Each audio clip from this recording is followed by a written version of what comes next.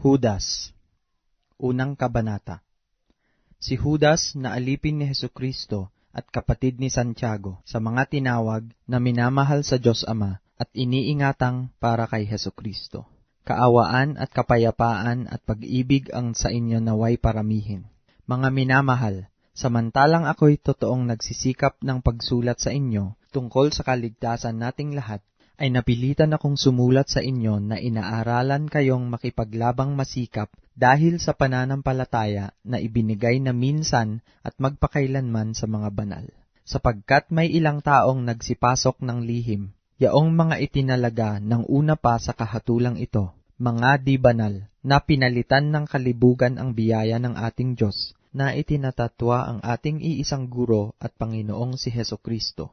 Ninanasa ko ngang ipaalaala sa inyo, bagamat nalalaman ninyong maigi ang lahat ng mga bagay, na nang mailigtas ng Panginoon ng isang bayan sa lupain ng Ehipto, ay nilipol niya pagkatapos yaong mga hindi nagsisipanampalataya, at ang mga anghel na hindi nangag-ingat ng kanilang sariling pamunuan, kundi iniwan ang kanilang sariling tahanan, ay iniingatan niya sa mga tanikalang walang hanggan sa paghuhukom sa dakilang araw. Gayon din ang Sodoma at Gomora at ang mga bayang nasa palibot ng mga ito, na dahil sa pagpapakabuyo sa pakikiapid at pagsunod sa ibang laman, ay inilagay na pinakahalimbawa, na sila'y nagbabata ng parusang apoy na walang hanggan.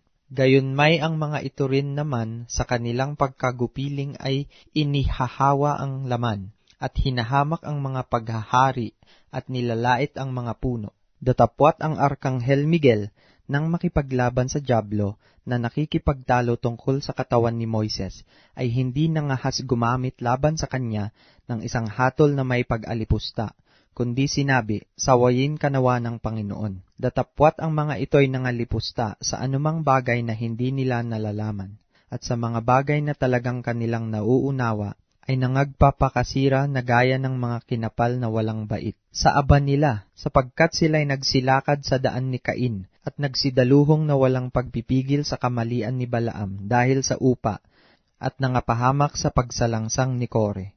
Ang mga ito'y pawang mga batong natatago sa inyong piging ng pag-iibigan, kung sila'y nakikipagpiging sa inyo, mga pastor na walang takot na nangagpapasabsab sa kanilang sarili, mga alapaap na walang tubig, na tinatangay ng mga hangin, mga punong kahoy sa taginaw na walang bunga, na makalawang namatay, na binunot pati ugat, mga mabangis na alon sa dagat, na pinagbubula ang kanilang sariling kahihiyan, mga bituing gala na siyang pinaglalaanan ng pusikit ng kadiliman magpakailanman. At ang mga ito naman ang hinulaan ni Enoch, na ikapito sa bilang mula kay Adam, na nagsabi, narito, dumating ang Panginoon, na kasama ang kanyang mga laksalaksang banal, upang isagawa ang paghuhukom sa lahat, at upang sumbatan ang lahat ng masasama sa lahat ng kanilang mga gawang masasama na kanilang ginawang may kasamaan, at sa lahat ng mga bagay na mabibigat na sinalita laban sa kanya ng mga makasalanang masasama. Ang mga ito'y mga mapagbulong, mga madaingin, na nangagsisilakad ayon sa kanilang masasamang pita, at ang kanilang bibig ay nangagsasalita ng mga kapalaluan, nangagpapakita ng galang sa mga tao dahil sa pakikinabangin.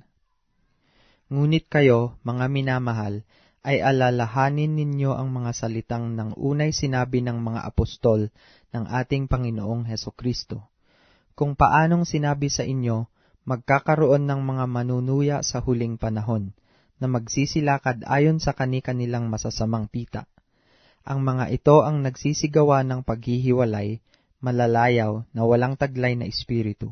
Ngunit kayo, mga minamahal, papagtibayin ninyo ang inyong sarili sa inyong lubhang banal na pananampalataya, na manalangin sa Espiritu Santo, na magsipanatili kayo sa pag-ibig sa Diyos, na inyong asahan ang awa ng ating Panginoong Hesukristo sa ikabubuhay na walang hanggan.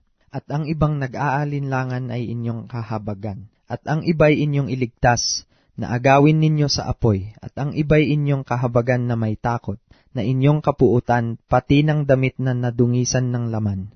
Ngayon, doon sa makapag-iingat sa inyo mula sa pagkatisod, at sa inyo'y makapaghaharap ng walang kapintasan na may malaking galak, sa harapan ng kanyang kaluwalhatian. Sa iisang Diyos na ating tagapagligtas, sa pamamagitan ni Hesukristo na ating Panginoon, ay sumakanya nawa ang kaluwalhatian, ang karangalan, ang paghahari at ang kapangyarihan sa kauna-unahang panahon, at ngayon at magpakailanman. Siya nawa.